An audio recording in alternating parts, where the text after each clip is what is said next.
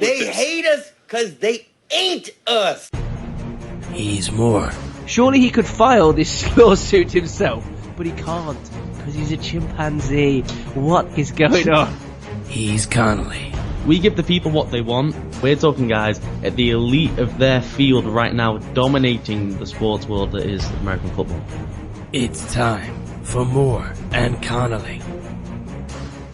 Ladies and gentlemen, welcome to a very special Moore and Connolly football show, a bonus show because the Super Bowl just went down, baby, and Ollie and I are here to take you through it. Yes, my name is Tom Moore, your humble host, and joining me, as always, is the man, it's his boy, his team, they got it, it's Ollie. Ollie, how you feeling? It's unbelievable. I just want to thank God, first and foremost, big football fan, as we're led to believe, and he had the side of Tom Brady, Robert Kraft, Bill Belichick, Ollie Connolly.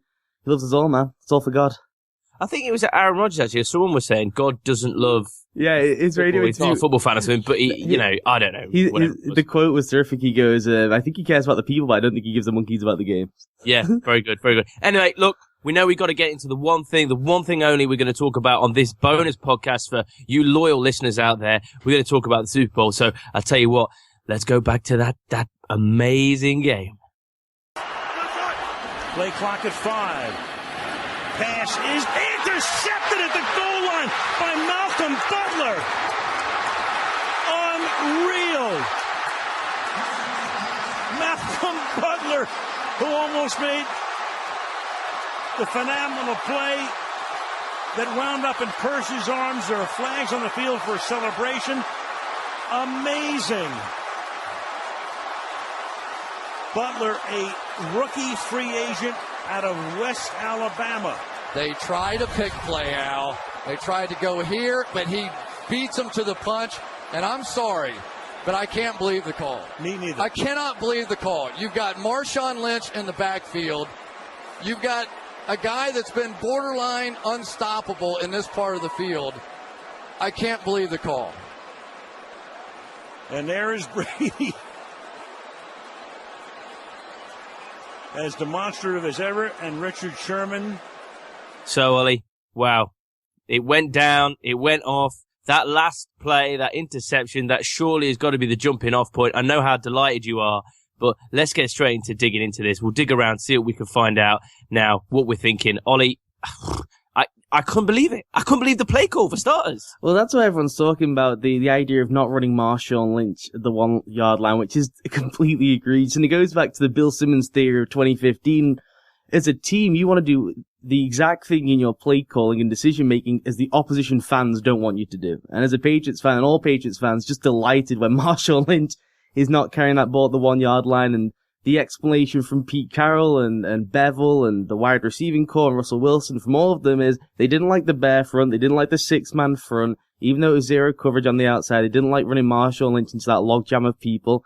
They went to a pass play, essentially as a burn play, to use it as a timeout where you just burn the play as quickly as possible unless the read is right. And they just completely screwed up. I mean, hang on. It was a burn play. I don't understand. That's where you don't have as many timeouts as you want. Remember, they had one timeout and everyone's talking about why didn't they just take the timeout? They wanted to preserve the timeouts. What you do in that situation is you call a quick pass play. Usually it's a fade pattern to the backside of the end zone so that if you overthrow it, it's fine. And you get it out of your hands in not even a 3-step drop. You just snap the ball and throw usually from the gun. So you only take out 3-4 seconds and you burn the clock if you need to. It's like what you'd say a low risk pass situation. It's probably just going to stop the clock. That usually just gets thrown out the back of the end zone and you lose maybe 6 seconds. You don't have to cost yourself a timeout. That was the idea of the play. And yet it was an inside pass play against the Bill Belichick defense. And everyone knows about Bill Belichick, nothing inside. I get the play call because there was a pick play in there that Brandon Browner did an exceptional job on. The interception itself was an unbelievable play. The throw, which is being overlooked, was not a good throw. That has to be low. That has to be a knee ball. Really, if you're running it as a burn play, that has to be into the ground with maybe a chance, like a 5% chance the wide receiver gets it. They ran it like a regular play. So the explanation doesn't marry up with what they did at all, and that's my concern. I just want to ask a question as well, because obviously, if you're a new listener joining us for this podcast because you found out about us during the Super Bowl weekend, thank you so much for joining us. Yes. Ollie is the expert. I'm just going to put it out there. I have good knowledge, but Ollie's the man, so I generally ask him quite a few questions. Ollie, my question is this. surely Russell Wilson saw Butler driving on the ball, because when you look at that play in the All-22 or whatever it is, or even just slightly zoomed out, you don't have to go All-22, you can see that as soon as that block is inside from the other wide receiver, whoever it was, that, you know, like you say, the pick place, he's kind of blocking so the space is created as they cross over where they are. I'm getting that right, aren't I? Yeah. Yeah, exactly. Yeah, it's that pick play. You see Butler driving towards it. He's a good 6 yards off the ball. So, in my mind, they should still execute that play. But surely he must have seen that, and therefore throwing it was a bad idea, and he should have maybe just tossed it out the back of the end zone. Yeah, I agree. There's many different levels to what's wrong with the play. It's a good play design because it was against zero coverage. They had one-on-one matchups across the board, and if Curse beats whoever and Baldwin beats Revis, then it's a simple touchdown pass. The idea, of course, was to run off Browner and then to pick Butler, and then you've got Lockett running free into the end zone. The issue is Lockett is a special teams guy. This isn't your best wide receiver. Now, they don't have great wide receivers, but why you call the pass play to Lockett is bizarre. Like I said, where the throw was ball, but if you look at it again, it's on his inside shoulder. He basically has the ball, and Butler comes through him, and it almost looks like he's shocked that he gets hit. I'm not sure. I have no idea. Of all of these things, we could say the play call was bad. We could say that Russell Wilson should have put the pass in a better place, or maybe he shouldn't have thrown the pass at all. Out of all of it, the thing that leaves me scratching my head is how he didn't come away with the ball regardless. He should have had that ball. It should have been his. It was and he's getting absolved of complete blame today, so he's a happy guy. If you watch the play again, I ask people as they listen to this, go and get the play up now, NFL.com, ESPN.com, wherever you go. Watch the play unfold and try and take yourself away from the moment. As the ball hits his shoulder, he should have catch that ball like you said. Butler drives through. Look at the reaction in his neck, like he wasn't braced for impact. You can always tell when a player is prepared for it to come, because it's not as much as a force. The back doesn't usually wobble as much. He gets cleaned out, and he doesn't realize it's coming. So in his mind, it's been executed perfectly to pick players we discussed. It's a bizarre call to have a guy who's your third option. You uncover this gem in the middle of a game, this undrafted guy who's never caught a ball, was playing in the CFL with Winnipeg. Yeah, I was going to say we're going to pick up on this kid Matthews. You don't throw the ball to him, maybe. It's a 6'5" guy like you did at the end of the first half against a 5'9" Logan Ryan. Or you don't run the pick play for Doug Baldwin. I mean, if you're running a pick by design, Tom, it doesn't matter who the other receiver is. So to say we're not going to throw it to Darrell Revis makes no sense if you're running a pick. Okay, because you're picking Darrell. So it was an odd play design, and to me, they should have gone either two ways, which is either just run Marshawn Lynch, either burn the timeout and just say, look, we want to keep the timeout, of course, but this is the Super Bowl, baby. We've got to get this play call right, otherwise look what's going to happen here. Exactly, Let's just burn it, and if we've got to run a burn play, why don't we do it after this play?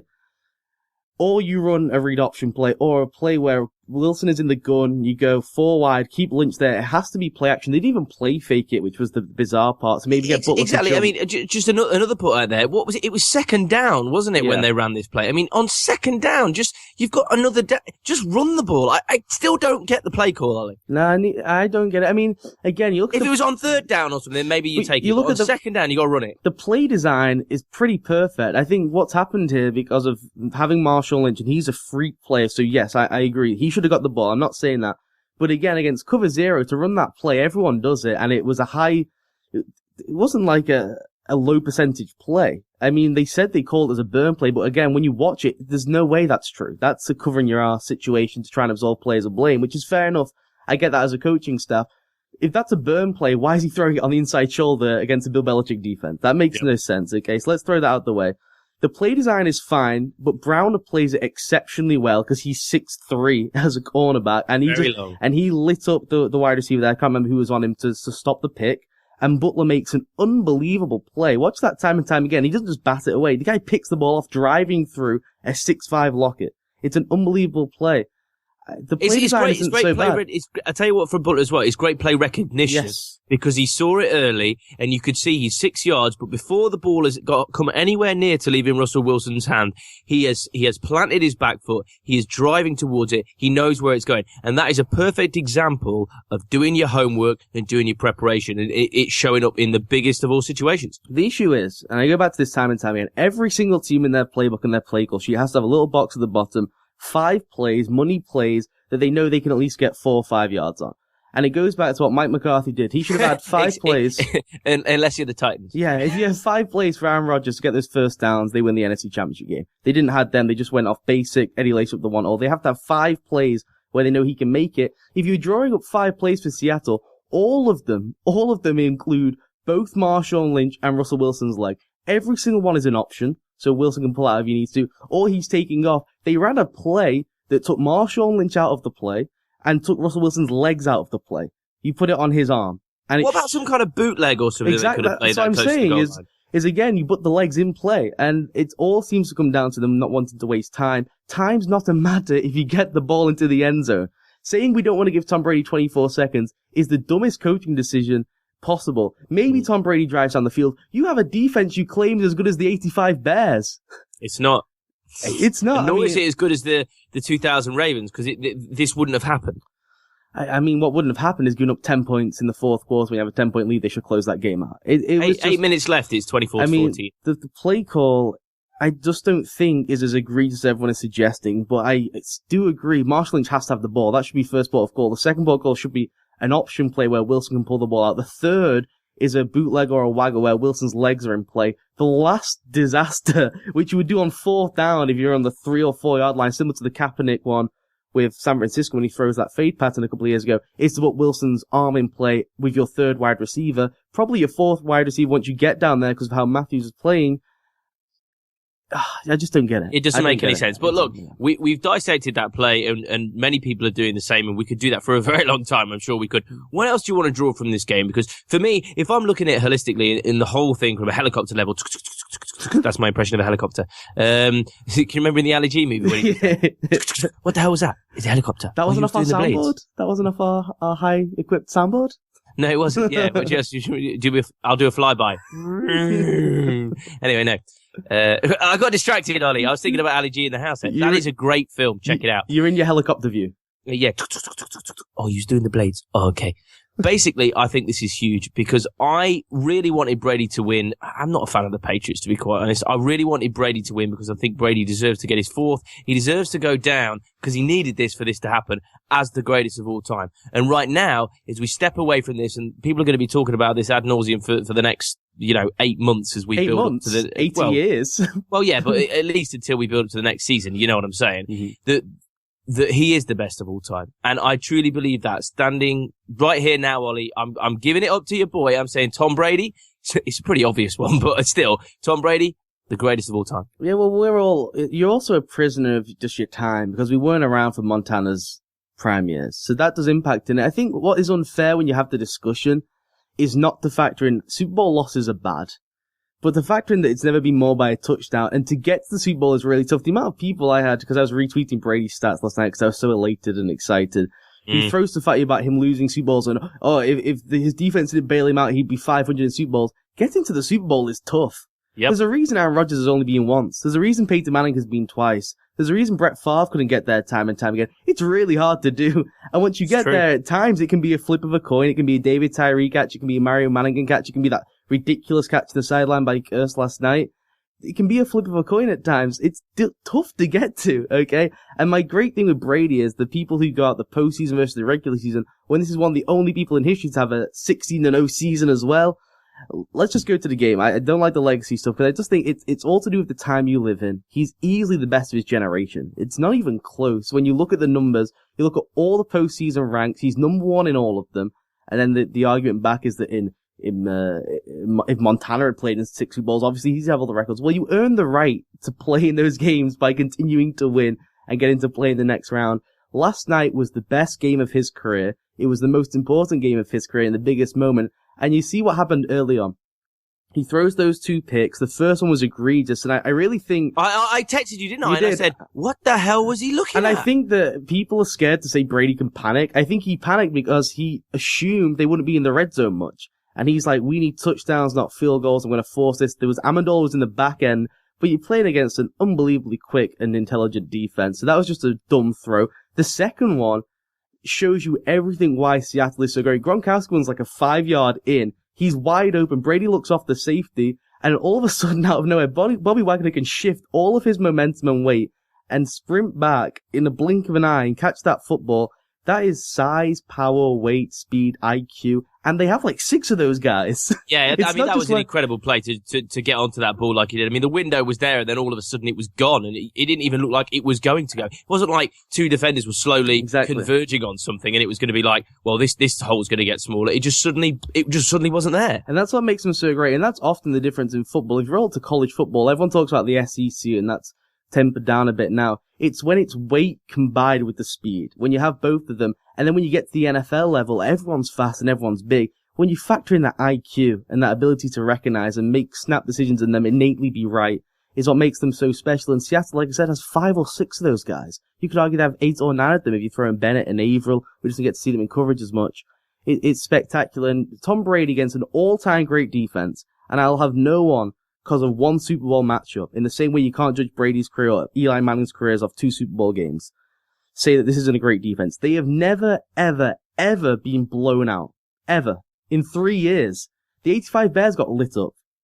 This is unbelievable what this team has done over a 3-year span in a salary cap age, with bringing in guys in the 4th and 5th round with the best defensive back coach on the planet and building these guys into all-pro players. They have a legit 4 or 5 Hall of Famers on defense. Think about that.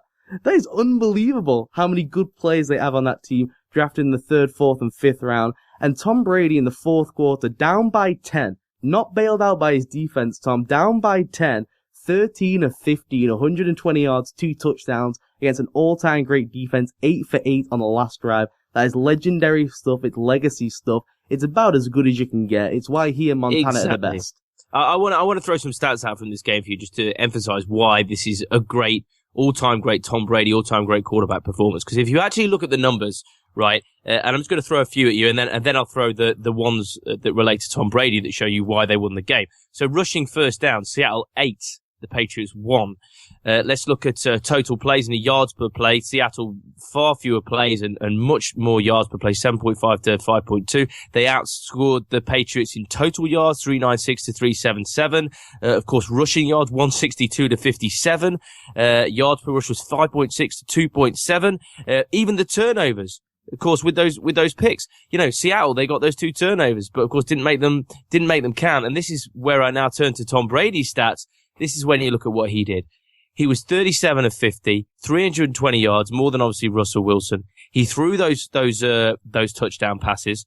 I got lost in where I was looking at. Yeah, passing first downs, 21 to 10. You look at the stats and it shows you that Seattle really had this game, statistically in the bag. But if you look at what Tom Brady did, that's where it comes down. It comes down to Tom Brady and his performance. And to be quite honest, everybody listening out there, I'm slightly hungover. I'm just going to tell you that. So I'm trying to be eloquent, but usually I'm better than this. It's not coming out very well. But I'm just saying, this was on Tom Brady. It was fantastic. Well, the key start of the game, if you want to go legacy-wise for Brady in this game, was quarterbacks who throw the ball 50 or more in Super Bowls are 0-5. Brady throws the ball 50 times, all on his arm. There is no run game. They use Edelman as the run game on those 2-yard outs. And he comes away with the victory in 37 completed passes again against an all-time great defense. And they suffered injuries. Everyone has injuries. The Patriots have a guy in prison right now who was their starting tight end 18 months ago. He's in court. Exactly. Delayed by weather for smog. It was an all-time great performance. And what I found fascinating, their offensive game plan, they're just such geniuses. How they think this stuff up is just beyond me. They knew Seattle would come out, as we all discussed last week. It's not arrogant, it's cause they're great. Again, never blown out by more than 10 points. This is an all-time great team. They just said, we're gonna do what we do, try and figure us out. No one else has done it. Peyton Manning has one of the best football brains on the planet. He couldn't figure it out. Tom and Josh McDaniels and Bill Belichick figured it out. They moved the ball consistently all night. They gave away a field goal by throwing that interception. They moved the ball pretty well, a couple of 3-and-outs. Again, great team. It wasn't when you throw in 328 yards on 37 completions at 6.6 yards a pop, what that is telling me, Ollie, is classic Tom Brady, 5-6 yards at a time. Yes. Slow death. And it's great because I have people tweeting me going, well, he only throws slants and pops. It's like, well, stop it then. How can you not stop it? If we all know what's coming, either Gronk's getting the ball, well, actually, if you look at, he threw to seven people last night, including Devlin and Omenawinui. Say that again, sorry. Michael Omenawinui. What's more? Omenawinui. Very much. If you know what's coming, stop it. And no one can, because that's what makes him so great. And that's a special ability for everyone to know what's happening. He was always going to get the ball out of his hands in 3 seconds or less to try and avoid that pass rush. You know he's going to use Edelman as the running back essentially on the outside because LeGarrette Blount couldn't get the ball going. They couldn't use the hard play action. We all knew he was throwing the ball in the second half. We all knew it was going to Gronk or Edelman, and you still could not stop it. That's unbelievable from both the OC and from the quarterback. Yeah, incredible stuff from the Patriots. Obviously, we all know their legacy now and what's going to happen. Let's just talk about Seattle for a moment, Ollie. I mean, where do they go from here? Obviously, they've offered Lynch a lot of money. Russell Wilson's probably going to become one of the highest paid, if not the highest paid quarterbacks very soon when he gets a contract. Where do they go from here, my friend? Well, I think they're going to be absolutely fine. I mean, all the guys are really young, not even in the peak years per position. They've got everyone under contract except they have Lynch under contract, but they might have to rework it, restructure it. They have to give Wagner a long-term deal. They have to give Russell Wilson a long-term deal. But they can do it. All you have to do is stagger the contract so that each guy's getting paid on and off, on and off. You can do it if everyone buys in. I don't see any reason why this team isn't all in together. They seem incredibly close. What often happens with Super Bowl teams, and it's why they struggle to repeat, is they lose their OC and DC. They lose their assistant coaches who get promoted to other positions. They lose players because they can't re-sign them. They lost some of those guys last year except for the coaching staff and re-went again by shifting their model slightly from being a team of a ton of depth and rotation to just having blue chip talent. All that blue chip talent remains on the books for next season. The only loss really is the defensive coordinator Dan Quinn going to the Falcons. Is that going to be significant then? I don't know, and we won't know because Gus Bradley was there originally. He went, Dan Quinn came in. I think the constant is just Pete Carroll. I think he's the best defensive back coach on the planet. And if you look at the great defensive back coaches on the planet right now, all three of them, Nick Saban, Bill Belichick, and Pete Carroll, what are they doing with their teams? They're building dynasties at different levels. It would be fascinating to be a fly on the wall in some coaching, position-specific coaching, particularly things that are, not the quarterback, something else, to see what the coaches say and do that makes them, make their players so good. Like we're talking about the secondary with Pete Carroll. I mean, it would be fascinating. I wonder what, just those little things every day that he's talking to the coach and little things that he's telling them, it'd be fascinating to listen to. Well, I always talk about with the head coach, as you know, it's talking about as being a CEO.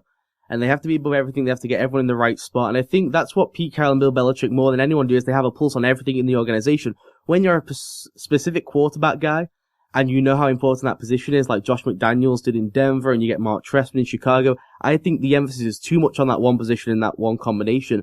When you have these guys who are like defensive back coaches and stuff, they have to drop into every single meeting. They have to drop into everything. They know defensive backs are so important, but it isn't the be all and end all of the team. They have to float around. If you're just the quarterback guy, like McCarthy, I think it's tough. I think it's really tough. I think you are so heavily focused on that one group because you know so much about the guy. You know how important the position is. You can't get above it.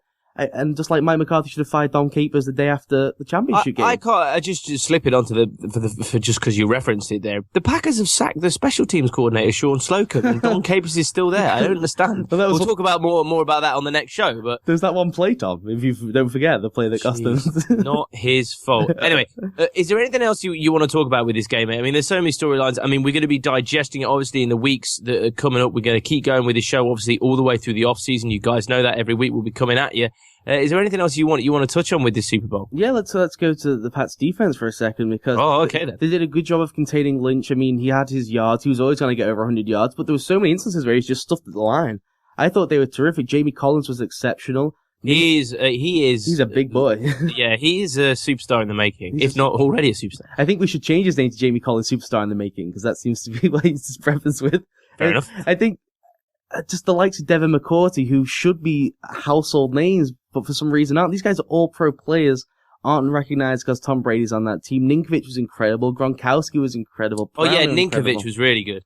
I mean, the whole team, both teams played really well, and I don't think you can say the best team won or go to any of those cliches, because whoever that last drive came down to, it was going to be a pick'em, as it was with the Vegas line all week. The favorite was only ever favored by 2 points. It ended up as a pick'em at the start of the game. No one knew it would come down to the last couple of plays. The Patriots made those plays. Is somebody going to get paid on the Patriots, or is somebody going to leave on the Patriots? Is there any moves you think we might see? Just initial thoughts. There'll have to be some rejigging of the salary cap in the books. Darrelle Reeves is on the contract that gives him the monstrous payday that they can't afford. next year, so they probably release him or restructure him to try and refigure out a long-term deal. It's interesting that it's a hired hand like the Cowboys of the Old West come in for 1 year, win a Super Bowl. Exactly, and why would you not do it? And I'm so delighted for Darrelle Reeves because those Jets fans, they suck. They really do. And Sorry, Jets fans. fans. They're not good fans. They just aren't, and I don't blame them because they've been so beleaguered and beaten down by their organization, but they were so unbelievable towards Darrelle Reeves when he signed with the Patriots, and I'm just so happy for him. And now has a Lombardi Trophy after being 1 year in Foxborough where he should have been for so long, Tom. That's the only one, but you think back to the start of the season, this is where the foresight comes in when you have these great coaches and when you have coaching staffs that know where they're going to be. Everyone knows their jobs and know that it's all on them for the next 5-6 years. Trading Logan Mankins to give up some cap relief so you can sign Vollmer, you can sign McCourty, you can sign Revis long term. They're the three guys really, Solder, sorry, not Vollmer. They're the three guys that they're looking at long term. Other than that, even if you took out Amendola or you took out LaFell, do you think it's going to affect them in the slightest? As long as Brady's there, Edelman's become a key part, but he filtered in for Wes Welker anyway. I think. Now you say so long as Gronk and Brady are there. Now I was saying prior to this Super Bowl, and I think I was very foolish in saying this, that if the Patriots won, Tom Brady would retire and walk off into the distance. Why? Now, yeah, exactly. Now I'm looking at it and thinking, why would you do that? Yeah. He could get a few more probably before the end of the day, but.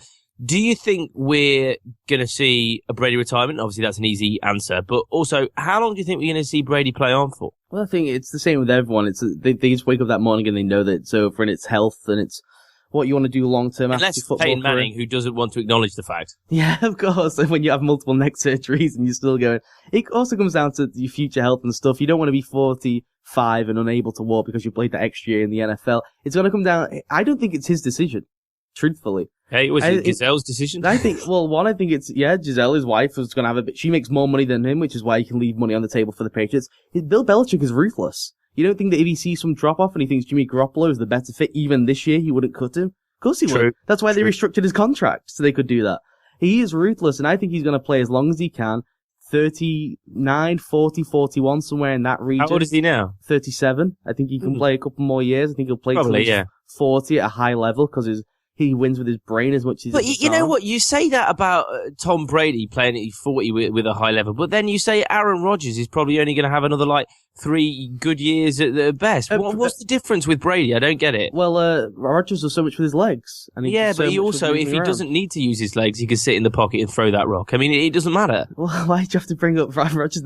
I said it's prime. No, I tell you what it is, mate, because it's not to do with Rodgers. It's just, why do you assume that Brady is going to be able to keep going, or maybe Manning's broken down as well? I don't assume. I just think. I mean, Tom Brady hasn't had multiple neck surgeries.